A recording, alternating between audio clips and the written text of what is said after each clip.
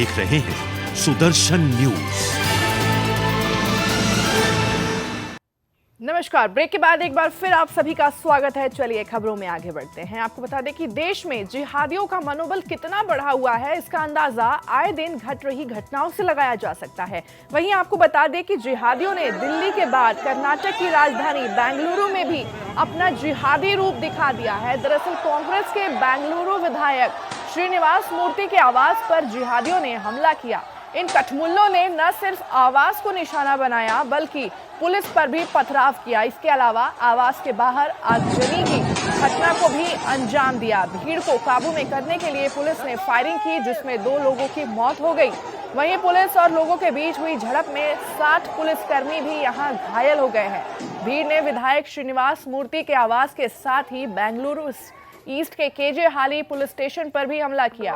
तो जिहादियों के इस हमले का कारण जो है वो सोशल मीडिया पर डाला गया एक पोस्ट है, जिसके विरोध में इन उन्मादी जिहादियों ने पूरे शहर को थर्रा कर रख दिया। इन कठमुल्लों की नजर में कानून की कोई अहमियत ही नहीं है। आपको बता दें कि ये विरोध करना तो एक बहाना था, उन्मादी जिहादियों को तो शहर में अपना खौफ बनाना था। कर्नाटक के गृह मंत्री बसवराज बोम्मई ने उन्होंने भी कहा कि मामले की जांच की जानी चाहिए। अतिरिक्त बल तैनात किया गया है, उपद्रवियों के खिलाफ कार्रवाई भी की जाएगी। उन्होंने आगे कहा कि मैंने अधिकारियों से बात की है, किसी को भी डरने की जरूरत यहाँ नहीं है। पुलिस शांति बहाल करने की कोशिश अभी कर रही है। तो दिल्ली के बाद बेंगलुरु में जिहादी एक्टिव हो गए हैं। एक बार विरोध के नाम पर शहर को यहाँ पे जलाया जा रहा है, और वो भी विधायक श्रीनिवास मूर्ति के आवास पर इन्होंने हमला किया है, उसको निशाना बनाया है। साथ ही आपको बता दें कि इस हमले में 2 लोगों की मौत हो चुकी है। वहीं 60 पुलिसकर्मी इस वक्त वहां घायल हो चुके हैं।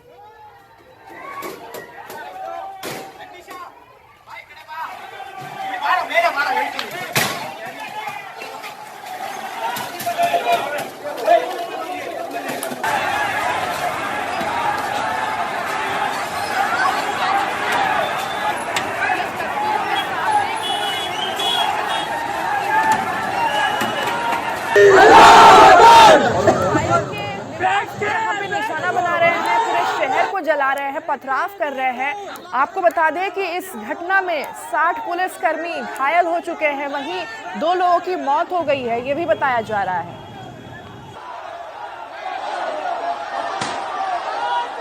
तो इन जिहादियों की आप हिम्मत देखिए कि दिल्ली के बाद बेंगलुरु में इस तरीके की घटना को ये अंजाम दे रहे हैं, पूरे शहर को जला रहे हैं। इनका बस एक ही मकसद है, वहां पे अपना खौफ फैलाना, खौफ बनाना, कि ताकि पूरा शहर जो है वो डर कर रहे।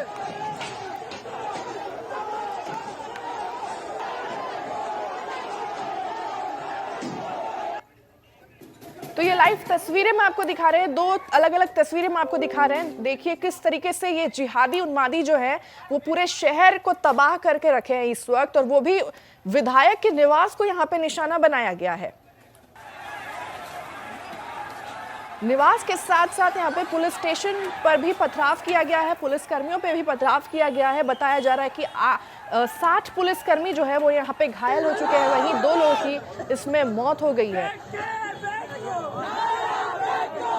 तो विधायक श्रीनिवास मूर्ति के आवास पर इन जिहादियों ने हमला किया है। हमले में बताया गया कि 2 लोगों की मौत हो गई है, 60 पुलिसकर्मी जो है वो घायल है।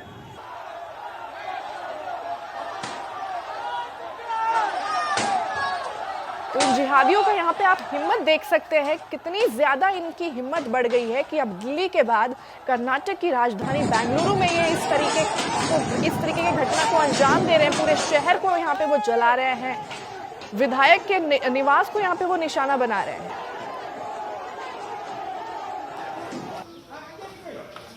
इस तरीके की घटना को अंजाम देना ये दिखाता है कि इनका बस एक ही मकसद है कि ये पूरे शहर में अपना खौफ बनाना चाहते हैं।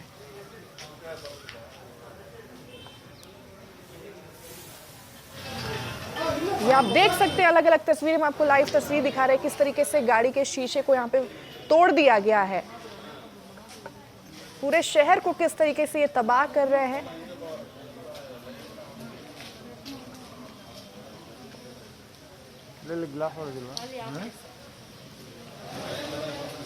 ಕನ್ನಡಿ ಎಲ್ಲ ಹೊಡೆದ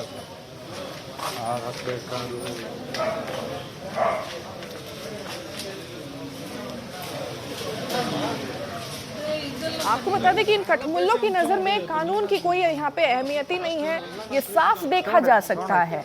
ये विरोध करना एक बस बहाना है, इनको बस पूरे शहर में अपना खौफ बनाना है। कर्नाटक के गृह मंत्री भी वहीं पे बसवराज ने इस मामले की जांच की जानी चाहिए, ऐसा कहा है। अतिरिक्त बल तैनात किया गया है वहां पे। बताया गया है कि उपद्रवियों के खिलाफ कार्रवाई यहाँ पे की जाएगी।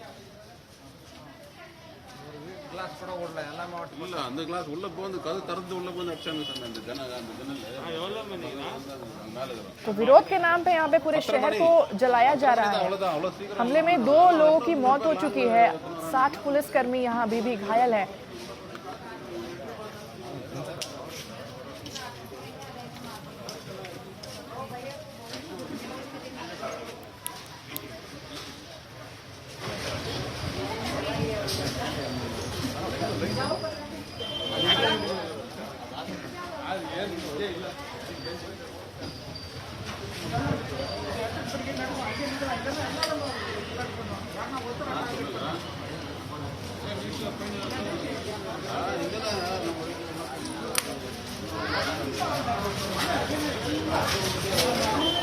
कर्नाटक के बेंगलुरु में बता दें कि मंगलवार देर रात को बवाल हो गया। कांग्रेस के विधायक श्रीनिवास मूर्ति के करीबी द्वारा लिखे गए एक फेसबुक पोस्ट में कुछ लोग यहाँ पे भड़क गए थे, जिसके बाद से भीड़ ने विधायक के घर पर हमला कर दिया। अब इस दौरान आगजनी, पत्थरबाजी और पुलिस से भिड़ंत हो गई। देर रात हुए इस बवाल में 2 लोगों की यहाँ पे मौत हो गई है, साथ ही कई लोग भी घायल हैं।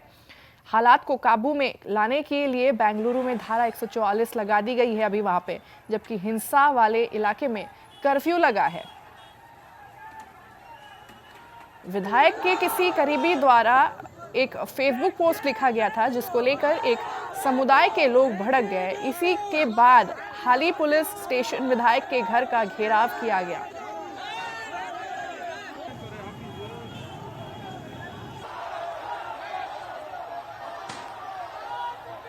तो इसी के बाद हाली पुलिस स्टेशन विधायक के घर का घेराव किया गया। करीब 9:30 बजे भीड़ की मौजूदगी हजारों की संख्या तक पहुंच गई, जिसके बाद तोड़फोड़ शुरू हुई और देखते ही देखते भीड़ ने विधायक के घर पुलिस स्टेशन को आग के हवाले कर दिया।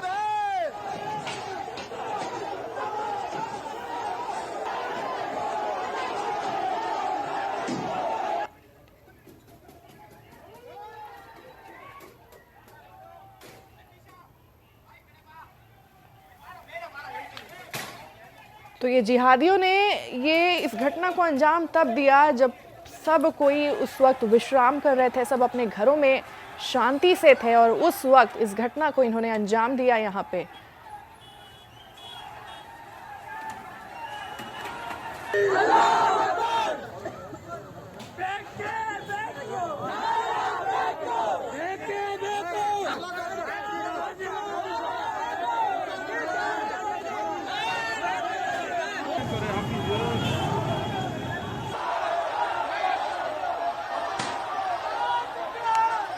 तो ये जिहादी उन्मादी जो हैं वो विरोध के नाम पे पूरे शहर को जला रहे हैं यहाँ पे।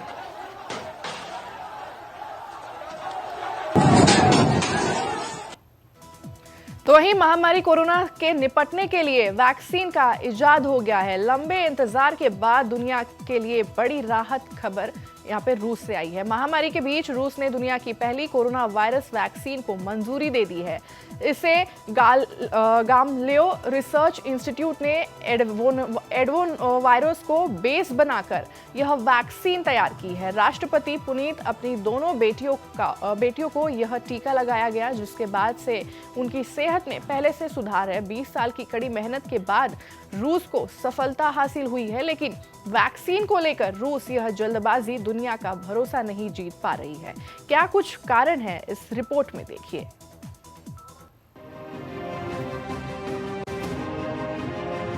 मिल गई कोरोना की वैक्सीन, रूस ने दुनिया को दी बड़ी राहत। महामारी का बनाया रूसी टीका, पुतिन ने अपनी बेटियों पर किया ट्रायल। वैक्सीन को लेकर सोच विचार में विश्व।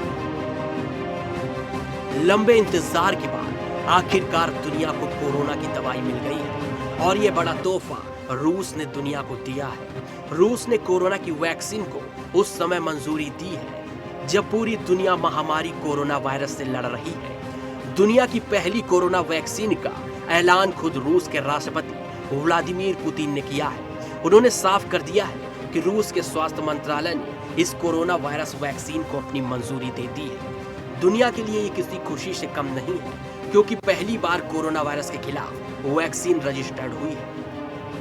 मॉस्को के गामलेया रिसर्च इंस्टीट्यूट ने एडेनो वायरस को बेस बनाकर ये वैक्सीन तैयार की है। वैक्सीन कितनी पावरफुल है, इसका टेस्ट करने के लिए राष्ट्रपति ने अपनी दोनों बेटियों पर वैक्सीन का ट्रायल किया है। राष्ट्रपति पुतिन ने उन सभी को धन्यवाद दिया है जिन्होंने इस वैक्सीन पर काम किया है। पुतिन ने कहा है कि वैक्सीन जरूरी टेस्ट से गुजरी है। पुतिन की बेटियों को टीका लगने के बाद वो दोनों पहले से ठीक महसूस कर रही हैं। उधर रूस ने वैक्सीन लॉन्च करने में जो जल्दबाजी दिखाई है वह दुनिया भर के गले नहीं उतर रही है। इसी हफ्ते में यह वैक्सीन नागरिकों को दी जाने लगेगी, मगर वहीं इसका विरोध होने लगा है। मल्टीनेशनल फार्मा कंपनीज की एक लोकल एसोसिएशन ने चेतावनी दी है कि क्लिनिकल ट्रायल पूरा किए बिना वैक्सीन के सिविल यूज की इजाजत देना खतरनाक कदम साबित हो सकता है। स्वास्थ्य मंत्री मिखाइल मुराशको को भेजी गई चिट्ठी में association of clinical trial organisation ने कहा है कि अभी तक 100 से भी कम लोगों को डोज दी गई है। ऐसे में बड़े पैमाने पर इसका इस्तेमाल खतरनाक हो सकता है। सेशेनाव यूनिवर्सिटी के टॉप साइंटिस्ट वादिम तारासाव ने दावा किया है कि रूस पिछले 20 साल से इस क्षेत्र में अपनी क्षमता और काबिलियत को तेज करने में काम में लगा हुआ है। इस बात को लेकर लंबे वक्त से रिसर्च की जा रही है कि वायरस कैसे फैलते हैं। इन्हीं 2 दशकों की मेहनत का नतीजा है कि देश को शुरुआत शून्य से नहीं करनी पड़ी और उन्हें वैक्सीन बनाने में एक कदम आगे आकर काम शुरू करने का मौका मिला। लेकिन रूस की 20 साल की मेहनत के बाद बनी रूसी वैक्सीन पर दुनिया भरोसा नहीं कर पा रही है, क्योंकि इस वैक्सीन के बारे में उतनी जानकारी सार्वजनिक नहीं की गई है जितनी ब्रिटेन या अमेरिका की वैक्सीन की जानकारी पब्लिक डोमेन में उपलब्ध है। यानी कब ट्रायल शुरू हुए और कितने वक्त किए गए, कितने लोगों को शामिल किया गया, वैक्सीन के क्या साइड इफेक्ट रहे, वैक्सीन लगाने के बाद कितने लोग कोरोना से संक्रमित हुए और कितने बीमार हुए, इसका कोई डेटा मौजूद नहीं है। रूस की कोरोना वैक्सीन का क्लिनिकल ट्रायल अभी पूरा नहीं हुआ है। वहीं WHO भी पिछले हफ्ते चेतावनी दे चुका है कि रूस को टेस्टिंग के परंपरागत तरीकों को छोड़कर वैक्सीन तैयार नहीं करना चाहिए। इतना ही नहीं, WHO की दुनिया भर की तमाम वैक्सीन की लिस्ट में रूसी वैक्सीन नहीं है। लेकिन इन सब आरोपों को रूस ने खारिज कर दिया है। जनवरी में यह वैक्सीन आम लोगों तक पहुंच जाएगी। Bureau report, Sudarshan news. वहीं रक्षा मंत्रालय के आत्मनिर्भर प्लान की तैयारी तो बाद में हुई, उससे पहले ही यूरोपियन थिंक टैंक की रिपोर्ट ने यह साफ कर दिया कि भारत आत्मनिर्भर है, उससे चीन को खदेड़ने में किसी की मदद की जरूरत नहीं है। भारत के अटूट विश्वास ने चीन को भी हैरान कर दिया है। चीन के साथ इस लड़ाई में भारत के साथ कई बार अमेरिका ने अपना मदद देना चाहिए, लेकिन भारत ने अमेरिका ही नहीं बल्कि क्वाड देशों की मदद लेने से भी फिलहाल इनकार कर दिया है। चीन का घमंड तोड़ने के लिए भारत हर मोर्चे पर अपने दम पर लड़ना चाहता है। ये रिपोर्ट देखिए।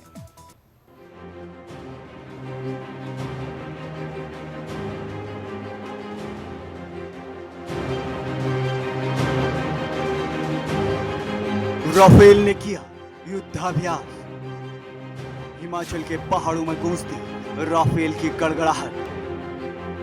रात के अंधेरे में हवा में मार करते राफेल। लद्दाख में चीन के खिलाफ मास्टर स्ट्रोक तैयार। राफेल की उड़ान, चीन पाक परेशान। भारत आते ही फाइटर जेट राफेल ने दुश्मनों को अपनी ताकत दिखाना शुरू कर दिया है। हिमाचल के सर्द रातों को राफेल ने गर्म कर दिया है। हिमाचल के पहाड़ों पर राफेल प्रैक्टिस में जुटे हैं ताकि गोल्डन एरोज स्क्वाड्रन के ये आसमानी योद्धा जरूरत पड़ने पर लद्दाख में लाइन ऑफ एक्चुअल कंट्रोल पर एयर टू एयर मिसाइल और एयर टू ग्राउंड मिसाइलों के साथ दुश्मन को तबाह कर सकें। 29 जुलाई को इंडियन एयरबेस के अंबाला बेस पर उतरे 5 राफेल जेट ऑपरेशन के लिए पूरी तरह तैयार है। अगले साल तक भारत आने वाले 18 राफेल जेट अंबाला में तैनात रहेंगे, तो 18 विमान भूटान सीमा पर हासिमारा एयरबेस पर तैनात रहेंगे। Tu-18 विमान भूटान सीमा पर हासीमारा एयरबेस पर तैयार रहेंगे। भारत ने फ्रांस की कंपनी दसॉल्ट एविएशन से 36 लड़ाकू विमान खरीदे हैं, जिनकी डिलीवरी शुरू हो चुकी है। लद्दाख में चीन की सीनाजोरी को खत्म करने के लिए राफेल रेडी है, लिहाजा राफेल LAC से दूर रह उड़ान भर रहे हैं।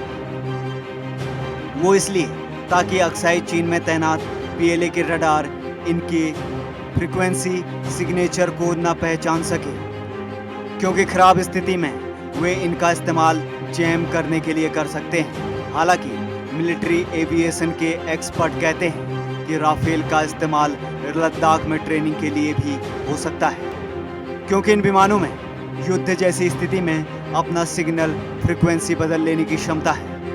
अक्साई चीन में पहाड़ों के ऊपर चाइनीज PLA ने अपने इलेक्ट्रॉनिक्स इंटेलिजेंस रडार सेट कर रखे हैं, जिससे उन्हें सभी जरूरी सूचना मिल सके। लेकिन युद्ध के समय राफेल के सिग्नेचर सिग्नल प्रैक्टिस मोड से अलग होंगे।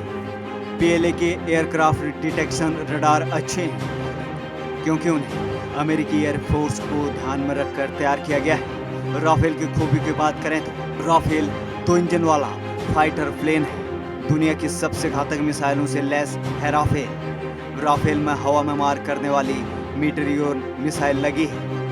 24,500 किलोग्राम तक का भार उठा सकता है राफेल हवा से जमीन पर मार करने वाली स्कैल्प मिसाइल से भी लैस है। राफेल की मैक्सिमम स्पीड 2222 किलोमीटर प्रति घंटे की है। राफेल की 17,000 किलोग्राम फ्यूल क्षमता है। 1 मिनट में राफेल 60,000 फुट की ऊंचाई तक जा सकता है। परमाणु हथियारों को ले जाने में भी सक्षम है राफेल की आक्रामक उड़ान से चीन पाक के पसीने छूट रहे हैं। राफेल उस वक्त युद्धाभ्यास कर रहा है जब सीमा पर भारत और चीन के बीच तनाव गहराता जा रहा है। दोनों देशों के बीच बातचीत का दौर भी जारी है। बातचीत नहीं भी हुई तो भारत अपनी बहादुरी दिखाने के लिए तैयार भी है। सेना के तीनों अंग पूरी तरह LAC से लेकर समुद्र तक अलर्ट है। Bureau report, Sudarshan news.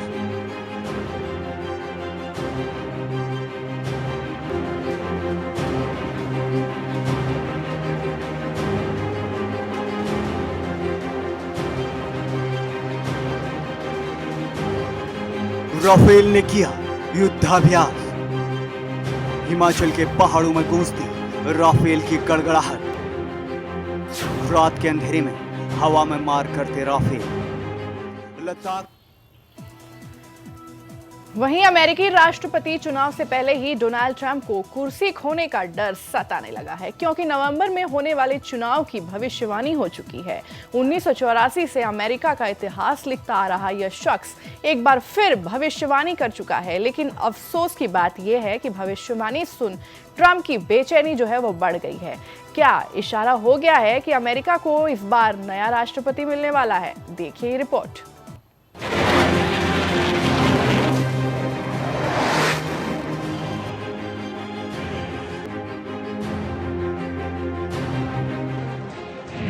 Bharat के विश्वास के आगे पस्त ड्रैगन। यूरोपियन थिंक टैंक की रिपोर्ट से हैरान चीन। चीन को अकेला खदेड़ेगा भारत। भारत नहीं ले रहा क्वाड देशों की मदद। युद्ध के मैदान में भारत अकेला काफी है। चीन को चूर चूर करने का काउंटडाउन शुरू।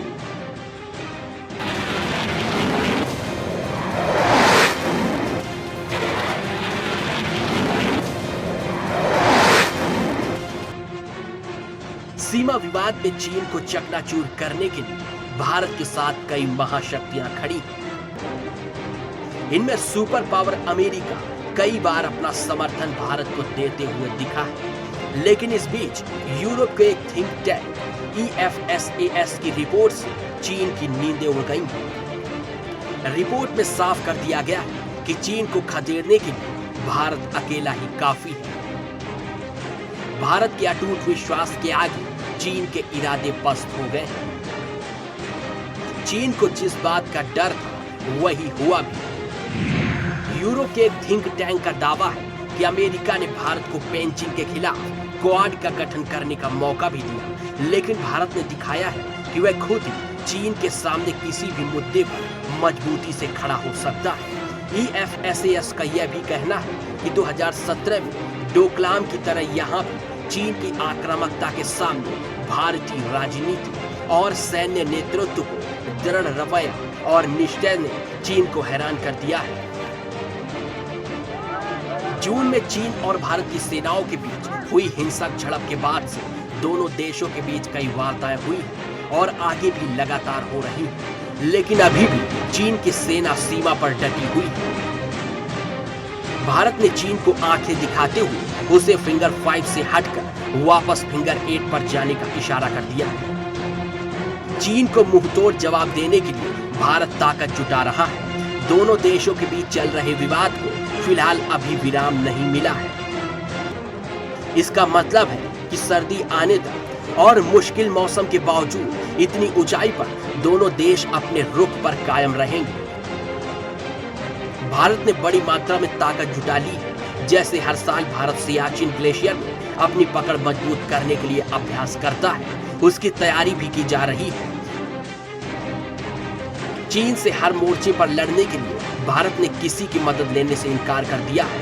अमेरिका की मदद की पेशकश के बावजूद भारत ने फैसला किया है कि वह अमेरिका या किसी दूसरे देश की मदद तब तक नहीं लेगा जब तक हालात गंभीर न हो। क्वाड देशों की बात करें तो इसमें जापान, अमेरिका और ऑस्ट्रेलिया के साथ फिलहाल भारत चीन के खिलाफ कोई ठोस कदम नहीं बढ़ा रहा है,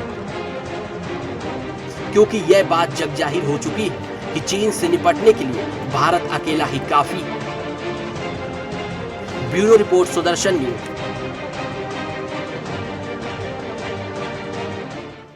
तो फिलहाल इस बुलेटिन में इतना ही। देश दुनिया की तमाम बड़ी खबरों के लिए आप देखते रहिए सुदर्शन न्यूज। जय हिंद।